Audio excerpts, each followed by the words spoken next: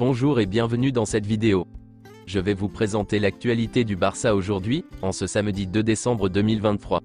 Si vous êtes nouveau sur la chaîne, ici je parle généralement de l'actualité du Barça. Donc n'hésite pas à t'abonner, et appuyer sur le bouton j'aime et un commentaire pour le référencement, et ainsi me soutenir. Voici mon compte TikTok, pour les intéressés. Merci, et commençons.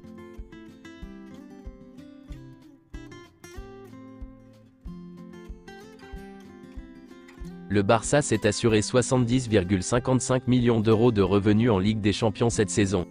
Les 2,8 millions d'euros pour la victoire de mardi soir, et les 9,6 millions d'euros pour la qualification en huitième de finale s'ajoutent aux 58,15 millions d'euros déjà garantis. Barcelone a gagné 36,44 millions d'euros, après avoir remporté 4 matchs et s'être qualifié pour les huitièmes de finale de la Ligue des Champions. Joao Cancelo fait partie de l'équipe officielle de la semaine de la Ligue des Champions. Laporta et le conseil d'administration de Barcelone pensent que l'équipe mérite 7 points de plus, en raison des erreurs d'arbitrage, et qu'elle serait en tête du championnat sans ces erreurs. Les relations entre le FC Barcelone et Manchester City ne sont pas très fluides, mais elles se sont améliorées après une récente conversation entre Laporta et Ferran Soriano, lors de la cérémonie du Ballon d'Or. La société allemande Libero a 15 jours pour payer les 40 millions d'euros qu'elle doit au club, pour la vente partielle de Barça Studio. Le FC Barcelone n'est pas optimiste, et a déjà commencé à travailler sur 2 autres investisseurs susceptibles de le remplacer. Le 21 décembre, la Cour européenne de justice décidera si l'Union européenne peut ou non monopoliser l'organisation des compétitions européennes. Cette décision donnera vie à la Super League ou l'éliminera. Le FC Barcelone et le Real Madrid sont optimistes quant à cette décision.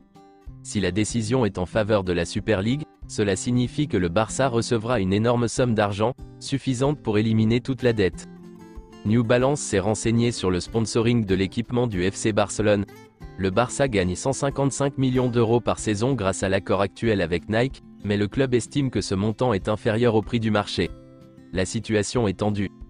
C'est officiel, Sanchez Martinez sera l'arbitre de Barcelone contre l'Atlético Madrid ce week-end, Hernandez à la VAR. Il sera difficile pour Ter Stegen de jouer contre l'Atlético Madrid. Il a travaillé pendant le jour de repos de l'équipe, mais les sensations ne sont pas encore bonnes. Il doit s'entraîner à plein régime avant de revenir, et n'a que 2 séances avant le match. Joan Laporta, ainsi que d'autres membres du conseil d'administration, ont organisé un déjeuner dédié à Matteo Almani. Ils l'ont remercié pour son travail au sein du club, et lui ont offert une montre en guise de récompense pour la victoire du Barça en championnat la saison dernière. L'intention de toutes les parties est que Gavi puisse commencer la pré-saison de la saison prochaine, et se préparer à participer pleinement aux compétitions officielles en août.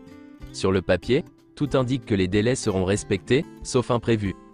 Ansu Fati est blessé à l'ischio gauche, celui-là même qui avait été cassé 2 fois en 2021, et qu'il avait décidé de ne pas opérer. Il sera absent pendant 6 à 8 semaines. Ansu Fati poursuivra sa convalescence à Brighton. Il est sous la surveillance du club anglais, c'est ce qu'ils ont convenu. C'est pourquoi il n'y aura pas de communication de la part du Barça. Les médecins des 2 clubs ont été immédiatement en contact. Ansu Fati a rendu visite aux médecins du Barça aujourd'hui pour un examen. Une réunion informelle a eu lieu entre l'agent de Gundogan et Deco. Les 2 se sont rencontrés pour analyser la situation de Gundogan et Christensen. Andreas espère redevenir propriétaire lors des prochains matchs. Iñaki Peña a eu l'occasion d'être gardien de but titulaire dans plusieurs équipes de la Liga et à Galatasaray, mais il a fermement décidé de rester au Barça. Il y a quelques mois, il a renouvelé son contrat jusqu'en 2026. Il y a quelques jours, Bojan Krkić a rencontré Alex Vallée, prêté à Levante. L'une de ses fonctions est de se tenir au courant du déroulement de la saison des joueurs prêtés à d'autres clubs, comme il l'a déjà fait avec Ansu Fati et Julian Araujo. Selon Sport, le PSG est désormais en tête de la course à la signature de Gabriel Moscardo. Deco est en contact avec le camp de Gabriel Moscardo depuis des semaines. Il est l'une des options pour renforcer le poste de pivot.